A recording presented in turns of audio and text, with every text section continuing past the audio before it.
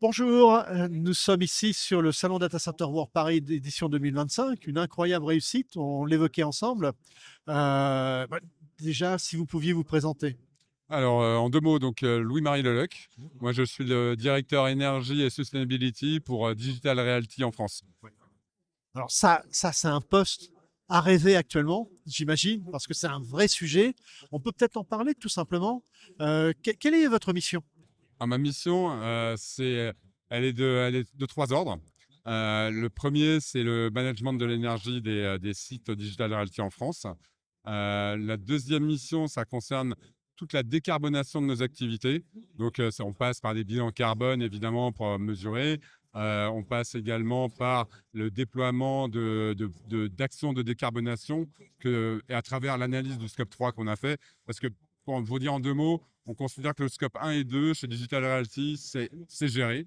Maintenant, on essaye vraiment de mettre le focus sur le scope 3. Et quand on parle de scope 3, on a parfaitement identifié les postes les plus importants, c'est les bâtiments. Donc, on doit décarboner nos bâtiments. Et le deuxième poste, c'est nos achats et nos services, c'est-à-dire toute la logique de prestataire que l'on a, que ce soit en termes de services ou d'achat d'équipements, qu'on se doit de décarboner maintenant. Et enfin, la troisième mission que j'ai dans mon périmètre, c'est la valorisation de la chaleur. Vaste sujet, Oh, très vaste, oui. Ouais, vaste sujet, sur lequel d'ailleurs il y a déjà eu des actions qui ont été menées, hein, tout à fait. on va le rappeler dans la matière. Revenons un peu sur le salon et Ouais. l'actualité aujourd'hui. Qu'est-ce que vous avez vu d'intéressant sur ce salon? Qu'est-ce que vous recherchez éventuellement? Alors, plutôt de l'innovation.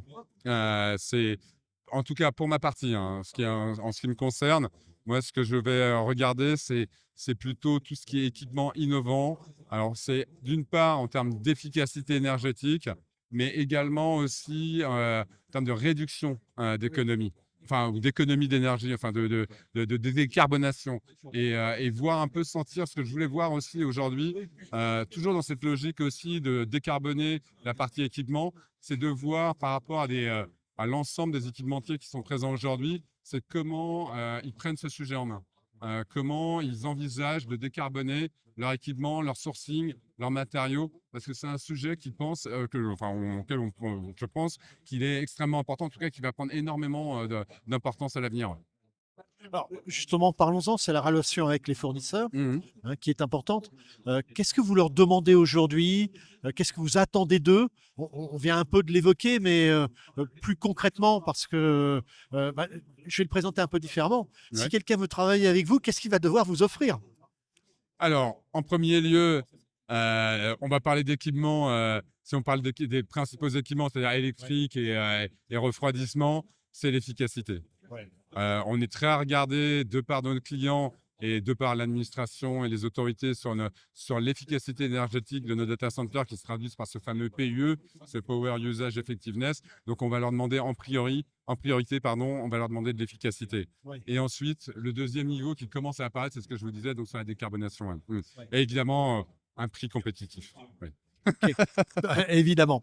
Allez, peut-être pour terminer, comment vous imaginez, de votre point de vue, alors, la question va être en deux étapes. Comment vous imaginez le futur de vos data centers? Modulaire, en premier lieu. Modulaire dans le sens où on voit bien, bon, on ne va pas revenir sur le sujet de l'IA, je pense qu'on en parle déjà suffisamment. Actuellement, on passe avec des serveurs dont la puissance est croissante. On a besoin de changer les systèmes de refroidissement en passant du air cooling au liquid cooling et sur une demande qui peut être variable. Oui. Donc, on se doit maintenant désormais dans le design de notre data center de pouvoir proposer à nos clients des solutions modulaires qui acceptent autant des solutions plus classiques cloud et des solutions IA, DLC en fait. Oui. D'où ma seconde question.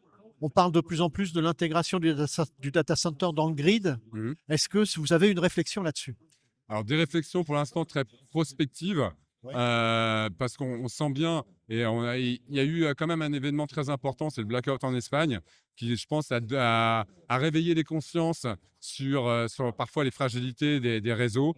Et de fait, il y a une vraie réflexion qui a été engagée sur l'autoconsommation de nos sites par la mise en place de moyens de production. Et là, on parle sur des moyens de production qui peuvent être plus classiques, c'est-à-dire on parle de cogénération, ou bien des choses encore plus prospectives qui sont les small modular reactors, les SMR, donc petits réacteurs nucléaires, qui correspondraient à nos besoins. Donc là-dessus, il y a une réflexion, mais pour l'instant, ça reste très prospectif. D'accord. Une dernière question, alors, juste pour terminer, Mhm. c'est la conclusion. Qu'est-ce qui vous fait rêver aujourd'hui? Qu'est-ce qui nous fait rêver aujourd'hui? Alors, ce qui nous fait rêver, ça serait, de mon point de vue, et c'est un peu le sujet de la keynote que je viens de passer, c'est la coordination, une meilleure coordination à l'échelle territoriale.